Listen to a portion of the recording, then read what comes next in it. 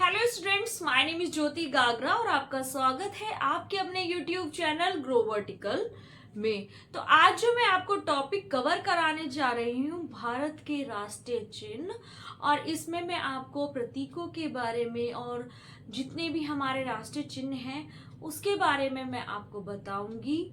और आप मेरी वीडियो को पूरा देखें और स्किप करके ना देखें तो बीच में से समझ नहीं आएगा।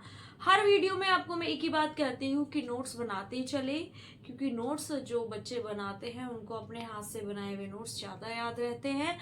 और हमारे चैनल को लाइक जरूर करें, सब्सक्राइब और शेयर करें और कमेंट करके मुझे बताएं कि आपको मेरे वीडियोस कैसे लगते हैं। तो चलिए आइए शुरुआत करते हैं। तो भारत की राष्ट्रीय जो चिन्ह है, सबसे पहले हम राष्ट्रीय प्रतीक की बात करते हैं। राष्ट्रीय प्रतीक के अंतर्गत हमारा राष्ट्रीय जो प्रतीक है वो है सारनाथ स्थित अशोक स्तंभ। ठीक है, तो यह है भारत सरकार ने सारनाथ स्थित अशोक स्तंभ भारत सरकार ने कब अपनाया था? वो अपनाया था 26 जनवरी 1950 को। और प्रतीक के नीचे जो चिन्ह दिया गया है प्रतीक के नीचे, वो मुंडको उपनिषद से लिया गया है और जिसपे लिखा हुआ है सत्यमेव जयते। और जो सत्यमेव जयते है उसकी जो लिपि है वो देवनागरी है। तो आपसे क्वेश्चन में एग्जामिनर ये भी पूछ सकता है कि भारत सरकार ने अशोक स्तंभ को कब अपनाया सारनाथ का? तो आप बताएंगे 26 जनवरी 1950 को। और कहां से प्रतीक के नीचे क्या है? मुंडकोपनिषद, जिस पर सत्यमेव जयते लिखा है। और ये कौन सी लिपि में है? वो देवनागरी लिपि में है। अब हम चलते हैं, शासकीय प्रतीक अलग अलग रंगों के होते हैं। जो शासकीय प्रतीक होते हैं, जो हमारे रंग होते हैं, जो हमारे शासन में चलते हैं, हर रंग का एक अपना महत्व होता है। तो इसमें हमने 3 रंगों के बारे में डिस्कस किया है। तो पहले रंग की ओर चलते हैं। सबसे पहला आ जाता है नीला रंग। नीला रंग भारत के मंत्रियों के लिए उपयोग में लाया जाता है। नीले रंग की बत्तियां आपने गाड़ियां भी देखी होंगी। तो भारत के मंत्रियों के लिए नीले रंग का उपयोग किया जाता है। और आ जाता है लाल। ये राज्यसभा के अधिकारियों व सदस्यों के लिए उपयोग में लाया जाता है, लाल रंग। और अब हम नेक्स्ट की बात करते हैं, हरा। हरा है लोकसभा के सदस्यों द्वारा उपयोग में लाया जाता है। जो हरा रंग है वो लोकसभा के जो सदस्य हैं उनके द्वारा उपयोग में लाया जाता है। तो नेक्स्ट हम आ जाते हैं राष्ट्रीय ध्वज पर।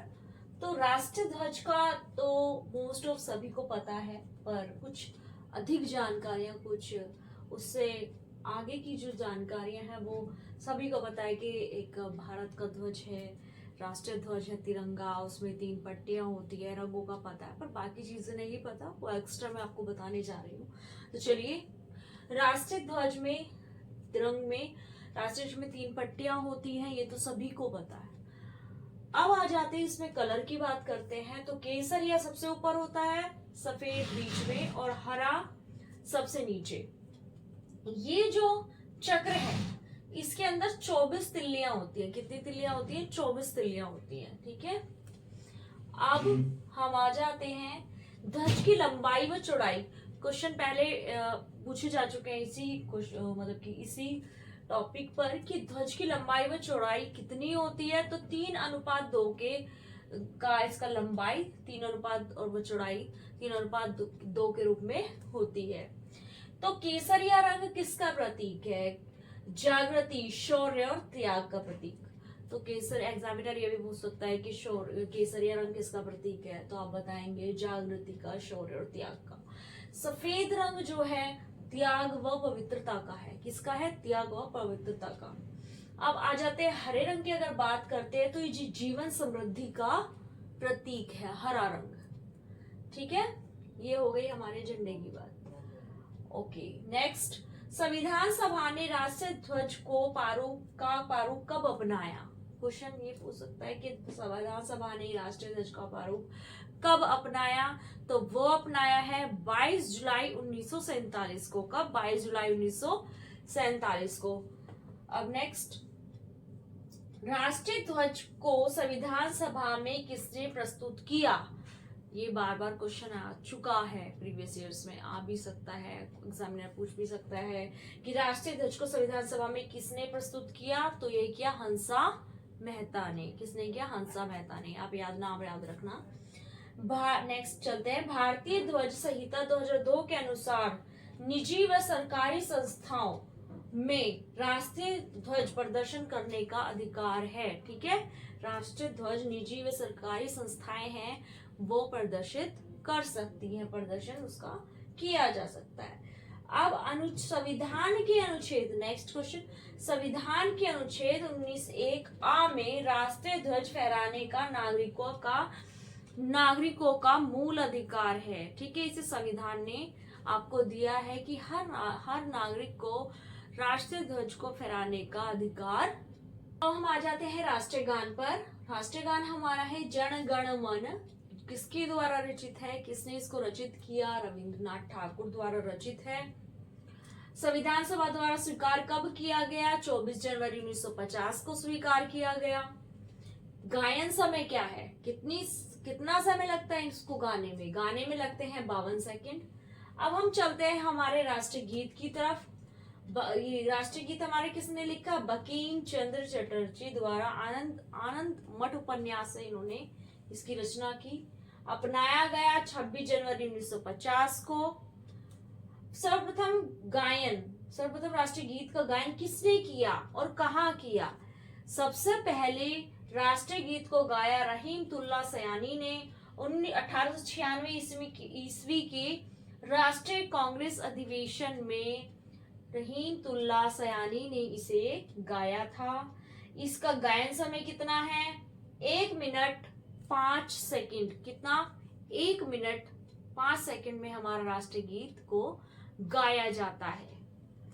अब भारतीय संसद का आरंभ जन गण मन से होता है। भारतीय जो संसद जब शुरू होती है तो इसकी शुरुआत होती है जन गण मन से और समापन इसका होता है वंदे मातरम से। किससे होता है? वंदे मातरम से। तो अब हम चलते हैं राष्ट्रीय कैलेंडर की तरफ। तो हमारा जो राष्ट्रीय कैलेंडर है ग्रेगोरियन कैलेंडर के साथ शक सावत पर आधारित पंचांग को सरकारी प्रयोग में 22 मार्च 1957 ईस्वी को अपनाया। यानी कि जो हमारा कैलेंडर है वो शक सावत के अनुसार चलता है। अब आ जाते हैं नेक्स्ट पर। राष्ट्रीय पशु कौन सा है हमारा? राष्ट्रीय पुष्प कौन सा है हमारा? वो है कमल, जिसको हम वैज्ञानिक नाम है इसका नेलेम्बो यूनिस्फेरा। ठीक है, अब अगर आपसे पूछे राष्ट्रीय पुष्प और आपको कमल ना दिया गया हो और नेलेम्बो यूनिस्फेरा दिया गया हो तो आपको ये टिक करना है। ओके, नेक्स्ट है राष्ट्रीय फल कौन सा है हमारा? वो है आम, मैग्नीफेरा इंडिका इसका वैज्ञानिक नाम है। अब आ जाते हैं राष्ट्रीय पक्षी की तरफ। पक्षी है हमारा मयूर यानी कि मोर। इसको हम पावो क्रिकेटिस के नाम से जानते हैं, क्रिस्टेटिस के नाम से जानते हैं। राष्ट्रीय पशु हमारा है बाघ, जिसको पैंथरा टाइग्रिस लिनियस के नाम से जाना जाता है। अब आ जाते हैं राष्ट्रीय वृक्ष की ओर। वृक्ष हमारा है बरगद। राष्ट्रीय वृक्ष हमारा कौन सा है? बरगद। और बरगद का जो वैज्ञानिक नाम है वो है फाइकस बेंथालेसिस। अब आ जाते हैं राष्ट्रीय नदी। राष्ट्रीय नदी हमारी है गंगा। गंगा को 4 नवंबर 2008 को राष्ट्रीय नदी के रूप में घोषित कर दिया गया था। अब आ जाते हैं राष्ट्रीय जलीय जीव। राष्ट्रीय जलीय जीव हमारी है गंगा डॉल्फिन, जिसको प्लांटिस्टा गैंगटिक के नाम से जाना जाता है, जिसका वैज्ञानिक नाम है। अब आ जाते हैं राष्ट्रीय विरासत पशु हमारा है हाथी, और जिसका वैज्ञानिक नाम है एलिफास इंडिका। ओके, आपको हमारी वीडियोस कैसी लगती है मुझे कमेंट्स में जरूर बताएं, और हमारे चैनल को लाइक करें, सब्सक्राइब करें, शेयर करें एंड कमेंट करें, और मुझे बताएं कि आपको वीडियो कितनी अच्छी लगी। और नेक्स्ट वीडियो में मिलते हैं। बाय।